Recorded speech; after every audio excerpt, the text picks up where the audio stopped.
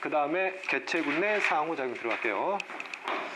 주의할 점은 개체군 사이의 상호작용 헷갈리면 안 돼. 개체군 내 상호작용은 어떤 개체군이 있으면 동일한 종이잖아. 동일한 종들 사이에서 같은 종들끼리 상호작용하는 결과를 개체군 내 상호작용이라고 그러고, 개체군 사이의 상호작용은 여러 종의 개체군이 있단 말이지. 여러 종의 개체군들 사이에서 일어나는 상호작용. 그래서 이런 상호작용의 사례와 이런 상호작용의 사례를 뭘 시켜놨다는 얘기예요? 구분시켜놨다는 얘기예요. 그렇죠? 그래서 나중에 문제가 나오게 되면 이 개체군 의 상호작용을 뭐랑 구분할 수 있는지, 개체군 사이의 상호작용 개념과 구분할 수 있는지 그걸 많이 물어본다고. 그래서 이 두 개가 같이 짬뽕돼서 나와요, 문제가 보통. 그렇죠? 그래서 크게 5가지를 다룰 텐데, 이제 첫 번째가 텃세예요, 텃세. 그렇지? 텃세란 어떤 얘기냐면, 어떤 서식 공간에 어떤 종이 이렇게 살고 있어요. 종이 살고 있으면 각 종이 서식 공간들을 나름대로 뭐 한다는 얘기예요? 이렇게 뭐 하는 거야? 나눠서 생활하는 거를 텃세다라고 표현해. 동일한 종 개체들이 나름대로 서식 공간을 나눠서 생활하는 거를 텃세다라고 표현한다고 해. 됐지? 가장 대표적으로 저기 시베리아로 가면, 시베리아의 최종 소비자가 바로 호랑이잖아. 호랑이는 집단 생활 하냐 안 하냐? 안 하지. 그래서 호랑이는 각 개체 하나가 이런 식으로 영역을 다 보이나요? 나눠놔요. 됐지? 나누는 이유가 뭐냐면, 만약에 이제 호랑이가 이런 식으로 같은 서식 공간을 차지하고 있으면은 둘 중 하나는 서로 치고받고 싸워서 죽여야 돼요. 그럼 같은 종이 같은 종을 죽여야 되잖아. 그러면 종 유지가 굉장히 어려워질 수 있어요. 그래서 지들 나름대로의 질서를 만들기 위해서 이런 식으로 서식 공간을 나누는 거를 텃세다라고 표현해요. 됐지? 불필요한 경쟁을 최소화시키려는 목적이죠. 종을 유지하는 방법인 거고. 가끔 문제에서 이런 게 나와요. 어떤 나무가 있는데 이 나무의 새들이 이렇게 서식 공간을 나눴어요. 됐지? 예를 들면 이거를 종 A, 종 B, 종 C, 종 D예요. 그 말은 이 종들은 다 서로 다른 종이거든. 다른 종들이 같은 서식 공간을 나눴잖아. 이거는 텃세라 보면 안 돼. 텃세는 동일한 종의 개체들이 나눈 거거든. 예를 들면 종 A가 차지하는 면적을 A라는 종들끼리 여기를 나눴어요. 이걸 나누면 이것이 뭐가 되는 거예요? 텃세가 되는 거예요. 그래서 너희들이 헷갈려하는 게, 다른 종들끼리 서식 공간을 나누는 거를 분서라고 해요. 분서. 근데 분서하고 텃세하고 헷갈리지 말라고. 분서는 개체군 사이의 상호작용이고, 텃세는 개체군 내 동일한 종의 개체들이 서식지를 나누는 거. 이해되니? 됐지? 두 번째가 이제 순위제예요. 순위제. 순위제는 하나 개체군 내에 동일한 종의 개체들이 모여 있을 거 아니야. 그럼 이 개체들의 나름대로 뭘 결정해 놓냐면 서열을 결정한 거야. 서열. 됐지? 넘버 1, 넘버 2, 넘버 3 이런 식으로. 됐지? 그럼 서열을 결정하는 기준이 있겠지, 그지? 서열을 결정하는 기준은 힘이 센 놈이지. 힘이 세고 뭘 잘하는 놈. 싸움을 잘하는 놈이 넘버 1이 돼요. 됐지? 넘버 1. 내가 넘버 1이에요? 내가 넘버 2예요?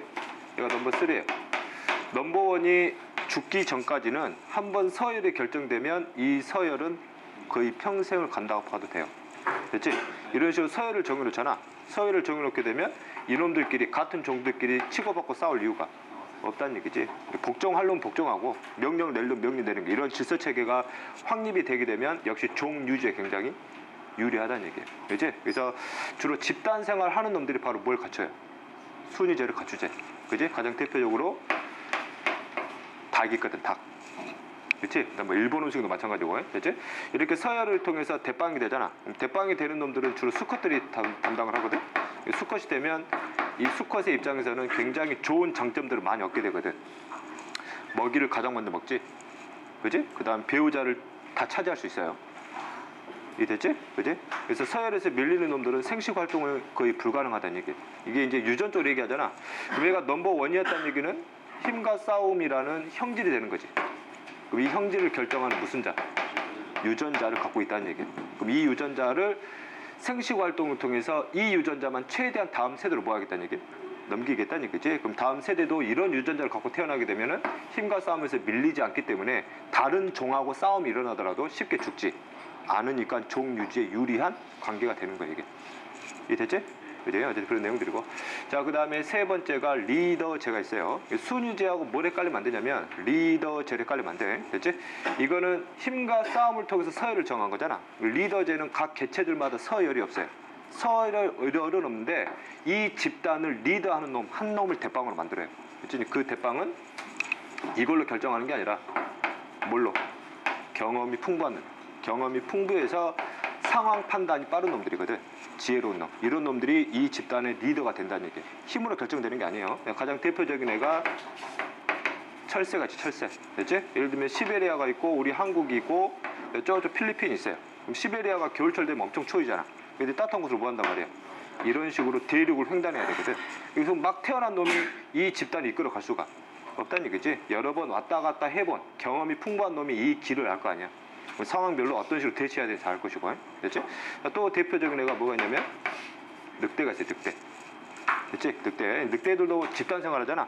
늑대들이 사냥할 때 얘들이 늑대 한 마리가 사냥하는 건 아니지. 여러 마리가 동시에 협동해서 사냥을 해야 되기 때문에 사냥에 대한 어떤 경험치가 많으면 상황 판단에 따라서 사냥 효율성을 뭐 할 수 있어요?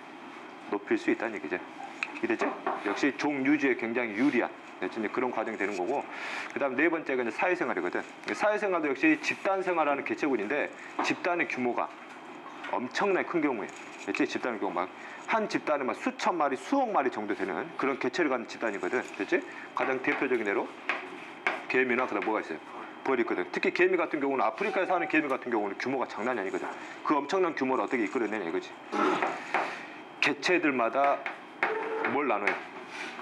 하는 역할들 나누지. 분업화 시킨다고. 됐지? 분업화 시키다 보니까 이 분업화되는 일을 다 나누다 보니까 전체 개체를 유지하는데 굉장히 효율적인 과정이 된다는 얘기예요. 이해됐지? 그래. 자, 그 다음에 다섯 번째가 가족생활이에요. 그치? 모든 생명체가 그런 건 아닌데 일부 포유류들 중에서는 가족생활 하는 게 있지. 가장 대표적으로 뭐가 있어요? 사자들이 있어요. 대표적인 예로 가족생활 하는 거. 뭐 하이에나 뭐 이런 것도 마찬가지고요. 이해됐지? 그지? 그럼 결국에는 텃세부터 가족생활까지 이런 식으로 개체군을 나름대로 질서를 만들어내고 그 질서를 유지시켜줌으로써 종을 유지하기 위한 여러 가지 방법들을 각 종들마다 이런 식으로 시스템들을 개발시켜 놨다는 얘기죠. 이해됐지? 그럼 가장 중요한 건 이런 식의 상호작용들을 만들어 오는 이유가 뭐냐 이거지. 종 유지를 위한 거지. 종 유지를 위해서. 종이 유지가 되려면 같은 종들끼리 뭐 하지 않게 한 거예요? 경쟁하지 않게 한 거지. 그래서 경쟁을 무순화하기 위한 최소화시켜서 종을 유지하기 위한 나름대로 방법들이란 얘기예요. 됐지? 예. 참고로 개체군 내 상호작용은 단독으로 문제가 안 나오거든. 단독으로 안 나오면은 개체군 사이의 상호작용의 개념하고 구분해낼 수 있는지 이렇게 통합적으로 문제가 나와요. 됐냐?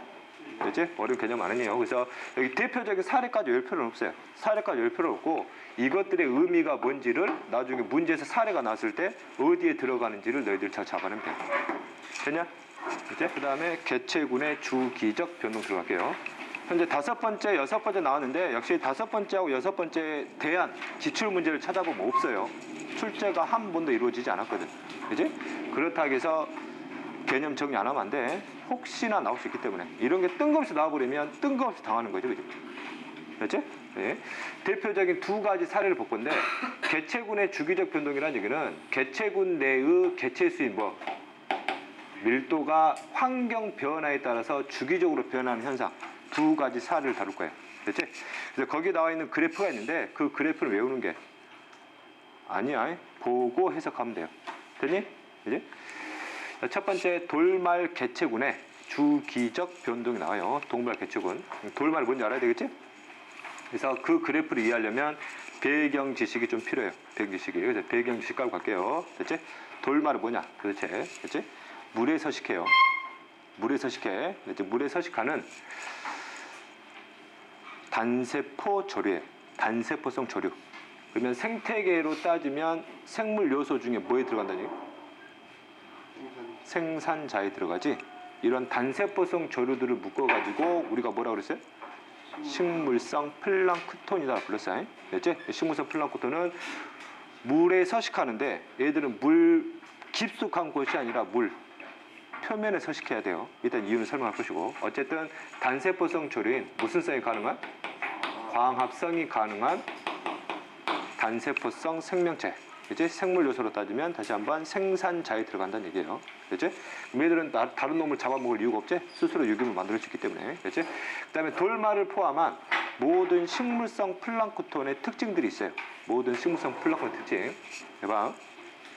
단세포이기 때문에 이 세포 안에서 물질 생산 속도가 빨라지잖아. 그지? 그러면 생산자에 의한 물질 생산이니까 이 물질은 당연히 뭐가 되겠어요? 유기물이겠지? 무기물로 만들어낸 유기물의 생산 속도가 엄청나면 식물성 플랑크톤의 시간당 세포 분열 속도가 엄청나게 빨라져요. 상상을 초월할 정도로 빨라져요. 그럼 봐. 돌말은 단세포잖아. 그럼 단세포는 세포 하나가 바로 뭐예요? 개체거든. 그 말은 뭐의 수가 급증한다는 얘기예요. 개체 수가 급증할 수 있다는 얘기예요. 개체 수 급증. 이게 모든 식물성 플랑크톤의 특징이에요. 이게 상상을 초월할 정도로 급증해버리거든. 그치? 쉽게 얘기하면 세포 내 물질 생산 속도가 빠르다는 얘기는 이들이 살아가기 위한 환경 조건이 굉장히 좋다는 얘기지. 좋다는 얘기예요. 좋으면 엄청나게 개체수를 늘려버린다고. 됐지? 그럼 반대로 생각하잖아. 환경 조건이 나빠요. 그럼 나쁘면 식물성 플랑크톤의 개체수가 급감해요. 됐지? 얘들이 빨리 죽어버린다는 얘기예요. 환경 조건이 조금만 나빠져 버리면. 이해되냐? 이런 엄청난 급증과 급감이라는 이런 현상들이 식물성 플랑크톤의 대표적인 특징이에요. 이해되냐? 이제 그러면 이런 세포 내 물질 생산 속도, 즉 유기물의 생산 속도가 굉장히 빨라지게 할 조건들이 있을 거란 얘기지. 이 조건들, 됐지? 이 조건들을 우리 이미 앞에서 배운 내용 갖고 이제 해석을 해볼 거예요. 되냐? 이게 뭐예요? 바다로 봐도 되고, 뭐 강으로 봐도 되고, 물. 됐지? 물. 아니에요, 이게. 됐지? 얘가 수면이 수면. 됐지? 여기 이렇게 돌말이 살고 있어요. 세포 하나야. 됐지? 돌말은 물 깊숙이 살면 안 돼요. 왜? 광합성해야 되잖아. 뭘 받아야 돼? 빛을 받아야 되거든. 됐지? 그래서 물 깊숙이 있으면 빛을 제대로 받을 수가 없지? 그지? 광합성의 기본 재료 필수 물질이 뭐예요? 이산화탄소지. 이산화탄소. 그럼 애들이 이산화탄소 끌어와야 되잖아. 이산화탄소 물에 잘 나오고 안 나와? 잘 안 녹거든. 물 깊숙이 있으면. 쉽게 얻을 수가 없어요. 그래서 물 표면에 있어서 대기에서 바로바로 끌어와야 돼요. 이게 됐지? 그지? 어쨌든 이런 식으로 해서 이제 광합성에 필요한 이산화탄소와 물을 자신의 세포 안으로 끌어온다는 얘기죠. 됐지? 참고로 물은 넘쳐나겠냐 지금? 물은 넘쳐나지, 물속에 있으니까. 됐지? 그래서 이 과정을 통해서 뭘 만들어요? 비대에너지 받아가지고 포도당을 만든다는 얘기죠. 됐지? 이게 그 유명한 뭐지? 광합성이죠. 포도당이 만들어지면 일부 포도당은 세포로 쓰고 남은 포도당은 녹말로 저장하거나 다른 유기물로 전환해서 사용을 해야 되지. 이때 다른 유기물 하게 되면 다른 3대 영양소라든지 그 다음에 핵산을 위주로 보면 돼요. 이때 3대 영양소 중에 탄수화물 만들어졌으니까 나머지 뭘 만들면 돼요? 단백질하고 지질 만들면 되지. 단백질 만들고 그 다음에 유전 정보 저장할 법 핵산을 만들 수 있다는 얘기지. 그지? 그때 중요한 거는 여러 유기물을 가지고 포도당을 가지고 단백질이나 핵산을 만들려면 반드시 뭐가 들어와야 돼? 질소가 들어와야 되지. 질소가 공급되는 방법은 이온 형태로 들어와야 되지. 어떤 이온? 암모늄 이온, 질산 이온. 됐지? 특히 핵산 같은 경우는 인도 필요하잖아. 뭐도 들어와야 돼? 인산도 들어와야 되지. 인산. 그래서 이것들이 이온들이기 때문에 이것들은 당연히 어디에 녹아 있어요? 물에 녹아 있다는 얘기지. 됐지? 그래서 이런 놈들을 우리가 무슨 염료라고 부르지 이걸? 무기염료 또는 이게 삼부 영양소니까 무슨 염료라 부르는 거고? 영양염료다라고 부르는 거. 이게 됐지? 그지? 자, 그럼 봐볼게요. 이것들이 엄청나게 만들어지잖아. 이것들이 엄청나게 만들어지면 이걸 바탕으로 새로운 세포를 구성할 물질이 확보되는 거지. 새로운 세포가 만들어지려면 세포막 필요하잖아. 인지질 필요하지. 그 다음에 DNA 복제시켜서 넘겨야 되니까 뭐가 필요해? 핵산 필요해요. 다양한 물질사를 도와줄 뭐 단백질이나 이 단백질 역시 또 생체막 구성할 수 있지. 그렇지? 이런 것들이 엄청 많아지게 되면 이걸 바탕으로 드디어 뭘 할 수 있어요? 세포 분열할 수 있다는 얘기지. 그러니까 아까 얘기했던 유기물들이 다량 만들어지면 다량 만들어지면 세포 분열 속도가 뭐해질 수밖에 없는 이유예요?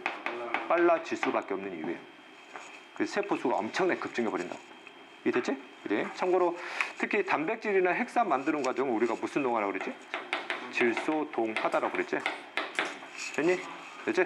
그러면 결국 이러한 세포 분열 속도가 빨라지려면 세포 내에서 이런 다양한 유기물들을 많이 만들 조건들을 이제 여기서 우리가 골라주면 돼요. 됐지? 일단 가장 기본적으로 뭐가 일어나야 돼? 광합성이 일어나야지. 무슨 속도 빨라야 돼요? 광합 속도가 빨라야 되겠지. 그럼 광합 속도가 빠르려면 이산화탄소가 뭐 해야 돼? 많아야 되거든. 빛도 뭐 해야 돼? 많이 들어와야 되거든. 이게 됐지? 그러면 포도당이 어떻게 돼요? 많이 만들어지겠지. 됐지? 그럼 포도당이 많이 만들어지고 특히 외부에 뭐도 많으면 무기염류 받으면 엄청나게 끌어와가지고 여러 단백질들의 생산량 뭐 시켜버려? 엄청나게 만든다는 얘기죠. 그러면 결국 세포 분석 속도가 뭐 한다는 얘기야? 빨라진다는 얘기. 됐지? 만약에 빛하고 이산화탄소는 충분한데 이게 부족해요. 그럼 뭘 만들 수 없어요? 이걸 많이 만들 수 없잖아. 그럼 세포 분석 속도가 빨라질 수가 없다는 얘기. 이런 경우는 오히려 식물성 플라고타 전체 개체수가 빠르게 줄어버린다는 얘기. 이해됐지? 이게 식물성 플라고타 특징이니까. 자, 그 다음에 광합성이나 질소동화는 일종의 화학 반응이고 이 화학 반응에는 반드시 누가 관여하지? 효소가 관여하지? 효소가 도와줘야 되잖아. 됐지? 그 다음 이것도 일종의 화학 반응이니까 효소가 도와주니까 화학 반응 속도가 빠른 거지. 화학 반응 속도가 더 빨라지려면 뭐도 높아지면 돼요. 온도도 증가하면 돼요. 됐냐? 그지? 그래서 온도가 증가하면 화학 반응 속도가 훨씬 더 빨라진다는 얘기지. 그지? 만약에 여기 온도가 한 영하 10도예요. 10도잖아. 효소 있다 하더라도 반응 속도가 빠를 수가 없어요. 그러면 개체수를 많이 늘릴 수가 없게 된다는 얘기예요. 그치? 그래서 이런 조건들이 충족해야 되는데 너희들 그래프에 나와 있는 거는 크게 세 가지를 볼 거거든. 세 가지를. 첫 번째가 뭐? 빛의 양. 그 다음에 두 번째가 온도. 그 다음 세 번째가 뭐야? 무기염류량. 이해됐냐? 이 세 가지가 충분하면 속도가 장난 아니게 빨라진다. 이해됐지? 그치? 이 중에 하나라도 부족하면 속도가 빨라질 수가 없는 거예요. 이해됐지? 이게 기본적인 배경 지식이에요. 자, 그래서 조건 하나 세 가지 잡을게요. 여러 가지 조건들이 있는데 그래프에 나오는 조건이니까. 첫 번째 뭐야? 빛의 양이 뭐 할수록? 많을수록. 그 다음에 무기염류량이 많을수록. 온도가 뭐 할수록? 높을수록. 그치? 이때 온도가 높다는 얘기는 생명체를 죽일 만큼 온도가 올라가면 안 되지. 이제 보통 수온이 30에서 40도씨 정도 되는 온도까지 가게 되면 최적 온도가 돼요. 됐냐? 그치? 이걸 바탕으로 해서 이제 그래프 해석할게요. 이거 하면 이제 그래프가 이제 쉽게 해석돼요. 그 그래프 배우는 거 아니라고 그랬어요? 그치? 자, 볼게요. 자, 그래프에서 Y축 두 개 나오죠. Y축 두 개. 그치? 첫 번째가 뭐예요? 돌말 개체수지? 돌말은 무슨 세포예요? 단세포잖아, 단세포. 단세포니까 이 돌말의 개체수는 결국 무슨 수란 얘기야? 세포 수를 의미한다는 얘기죠. 시간에 따른. 됐지? 자, 그 다음에 여기는 환경 요인의 변화인데 이때 환경 요인의 변화 아까 크게 세 가지 뭐 빛, 그 다음에 무기염류량, 그 다음 뭐 온도. 됐지? 세 가지 변화에 따른 돌말의 개체수, 세포수를 본다는 얘기고 그 다음에 X축은 시간인데 이 시간을 계절별로 나눴지. 뭐 겨울, 봄, 여름, 가을로 나눴어요. 계절이 변한다는 얘기는 뭐가 변한다는 얘기지? 온도가 변한다는 얘기죠. 물의 온도가. 그렇지? 그래서 계절별로 나누면 이런 식으로 되니? 그렇지? 그 다음에 겨울철하고 여름철을 극단적으로 비교하면 물의 온도는 어디가 높겠어요? 여름철이 높겠지. 그렇지? 그 다음 빛의 양은 어디가 많겠니? 여름철이 많겠지. 그렇지? 그러면 이 그래프를 표현한 실험적인 장소는 열대 지방도 아니고 한대 지방도 아니고 어디예요? 온대 지방이야. 알았지? 헷갈리면 안 되고 어쨌든 이런 식으로 해서 첫 번째 이런 그래프의 변화가 생긴 게 있어요. 그렇지? 그 교재를 보면 이게 뭐의 양이에요? 빛의 양이에요. 그 빛의 세기. 됐지? 그 다음에 이 온도가 있어. 이게 있어요. 이게 온도고 온도. 물의 온도. 뭐 수온. 됐지?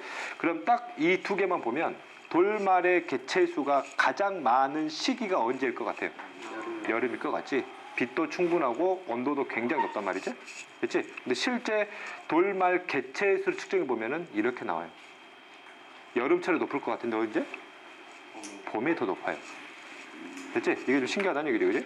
어쨌든 이게 돌말 개체수예요. 그러면 왜 여름철에는 개체수가 적냐 이거지? 빛의 양 충분하고 온도도 충분한데 지금 뭐가 부족하다 이게? 무기염류가 부족하다는 이유가 되는 거예요. 해석할 때 이해됐냐? 그럼 여기는 여름철에 비해서 온도나 빛의 세기가 낮긴 하지만 개체수가 높은 이유가 뭐예요? 무기염류가 많아서 그래요. 됐지? 그래서 실제 계절별에 따른 무기염류량을 비교하잖아. 그러면 이런 식의 그래프가 나와요. 무기염류량, 붉은색이 무기염류량이죠. 됐냐? 그럼 겨울철 볼게요. 그럼 겨울철에는 온도가 낮지. 겨울철에는 개체수가 적지. 왜 적을까? 무기염류는 엄청나게 많은데. 온도와 빛의 세기가 너무 약하잖아. 광합성이 제대로 일어나지 않는다는 얘기예요. 이해 됐지? 봄으로 가니까 어떻게 돼? 개체수가 늘거든. 왜? 빛의 양 증가하지. 그 다음에 온도 증가하지. 온도 증가하면 물질의 속도 빨라지니까 광합 속도 점점 빨라진다는 얘기예요. 포도당의 합성량이 증가하니까 이제 드디어 뭘 끌어올 수 있어요? 무기염류 끌어와서 질소동화를 통해서 여러 유기물들 만들 수 있어요. 그러니까 세포수가 뭐 할 수 있어요? 늘어날 수 있다고. 됐지? 근데 세포수가 늘어나는 만큼 현재 주변에 있는 무기염류를 세포 하나 다 끌어와 버리잖아. 그러니까 물 속에 있는 무기염류랑 뭐 하기 시작해요? 줄어들기 시작하거든. 그럼 대략 이 봄 후반대를 가면 개체수가 다 줄어드는 이유가 뭐겠냐고. 무기염류를 너무 많이 사용했거든. 초반에. 그렇지? 그 다음에 이 양이 현재 여름까지 간다는 얘기예요. 여름까지 가더라도 빛의 양과 수온은 충분하지만 무기염류가 충분하지 않다는 얘기지. 개체 증가하지 않은 거고. 그럼 가을철로 가니까 무기염류랑 다시 뭐 하고 있어요? 다시 증가하고 있지. 왜? 돌말이 제대로 이용하지 못하고 있는 상황이라는 얘기예요. 왜? 빛하고 온도가 떨어지니까. 됐지? 그래서 구간별로 이렇게 따로따로 제대로 해석하면 돼요. 이해됐냐? 됐지? 특히 이런 식의 개체의 주기적 변동이 일어나야 그 물에 큰 문제가 안 생겨요. 그럼 여름철에 돌말의 개체수가 급증하잖아. 온도 엄청나지. 상상을 초월할 정도로 증가해버려요. 그럼 어떤 문제가 생기지 알아? 이게 물 표면에 살잖아. 물 표면을 다 뒤덮어버려요. 됐지? 이따 설명할게. 그래서 인간이 개입하잖아. 바로 설명할게요. 인간이 개입해가지고 여름철에 무기염류를 물에다가 다량 뿌렸어요. 무기염 엄청나지? 빛 충분해요? 온도 충분해요? 돌말 개체수 숫자가 엄청나게 빨라져요. 봄하고 비교도 안 될 정도로 엄청나게 증가해버려요. 됐지? 그러면 어떤 물이 있으면 돌말 개체수가 엄청나게 늘어나니까 여기 표면은 뭐예요? 뒤덮지. 뒤덮으면서 두께도 보여요. 두께도 엄청 두꺼워지거든. 그러면 그 안에 살고 있는 여러 가지 물고기들이 있어요. 됐냐? 물고기들이 살아가려면 세포해야 되니까 일단 뭐가 필요하거든? 산소가 필요하거든. 그럼 산소가 제대로 들어와요, 안 들어와? 이거 안 들어오거든. 그렇지? 왜들 또 그래요? 아닌데? 얘들이 광합성이 활발하니까 산소를 많이 만들지 않나요? 온도 높지? 온도 높잖아. 수온이 높으면 기체 잘 녹아, 안 녹아? 안 녹아요. 웬만하면 다 날아가 버려. 안으로 안 들어와요. 얘는 산소 고갈로 보여? 죽어요. 얘들 사체가 뭐예요? 쌓이지. 사체가 쌓이면 사체를 먹고 사는 게 분해자거든. 그치? 그럼 분해자들 중에서도 세균들이 있거든.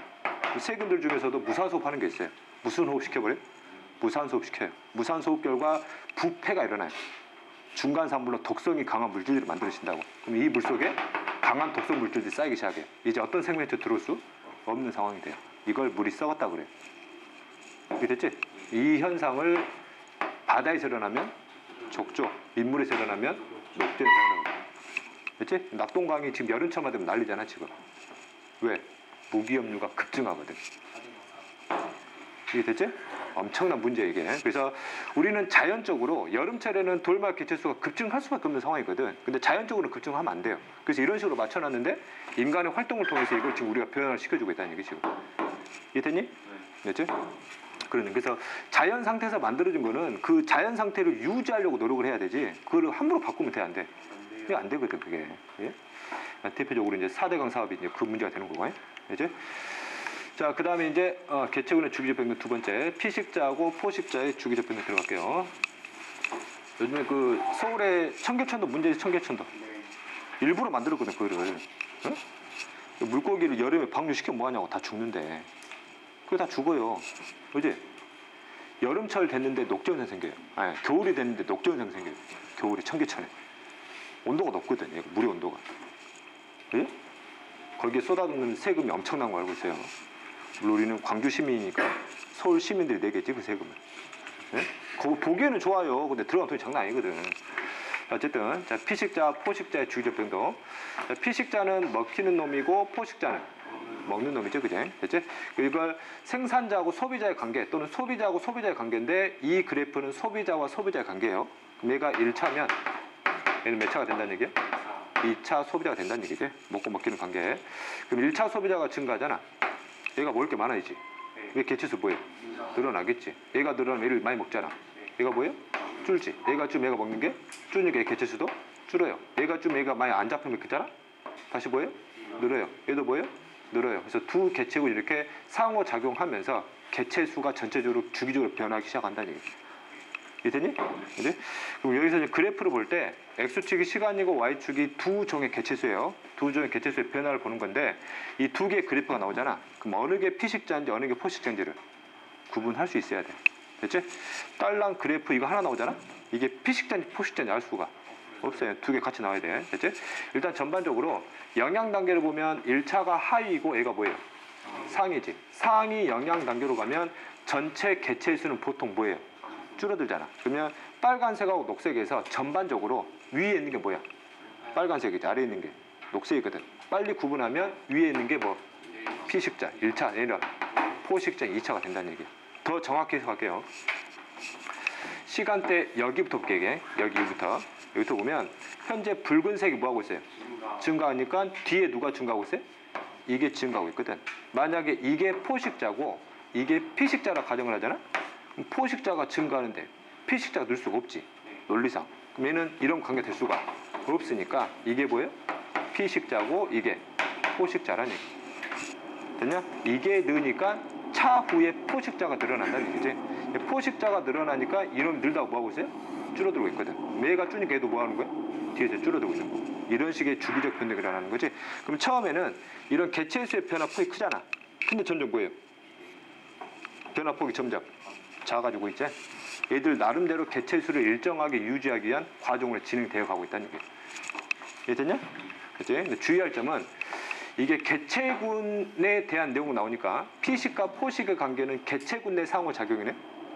아니야. 그러니까 개체군 내 상호작용에는 피식과 포식 있었어 없었어? 없었어. 그럼 이거는 포식과 피식의 관계는 무슨 사이의 상호작용이야? 개체군 사이의 상호작용이에요. 근데 이게 왜 개체군에 나와요? 그래프가? 두 종에 의해서 각 개체군의 변화를 시간에 따라 쫓아가 보는 거기 때문에 각각의 개체군을 따로따로 봐보라는 얘기예요. 이해됐지? 주기적 변동이 일어나는 게 이 둘의 상호작용 때문에 생기는 현상이구나 라는 거 해석하면 되는 거고, 그럼 뒤에 군집 들어가게 되면 이 내용이 뭐예요? 또 나오지? 피식과 포식이. 됐지? 네. 그다음 마지막으로 6번째 개체군의 연령 피라미드 볼게요. 이거는 너희들 초등학교 때나 중학교 때 사회 시간에 주로 다뤘던 그래프거든. 사회 시간에. 생태 피라미드 아니야? 뭐예요? 연령 피라미드예요. 됐지? 크게 3개의 그래프가 나요. 3개의 그래프. 그래서 이게 아래쪽으로 가면 어린 놈이고 위로 가면 나이가 뭐하고 있다는 얘기요? 들어가고 있다는 얘기다. 그래서 크게 3개로 나눠요. 3개. 어린 놈들을 무슨 전? 생식 전 연령층. 중간을 생식 중 연령층. 여기를 생식 후 연령층. 그럼 생식이라는 얘기는 동일한 종을 만들려는 활동이잖아. 그럼 동일한 종을 만들 수 있는 연령대는 어디란 얘기? 여기란 얘기죠. 이해됐지? 여기 이미 늙었잖아. 여기는 생식할 수 없는 거고. 됐지? 그럼 첫 번째 볼게요.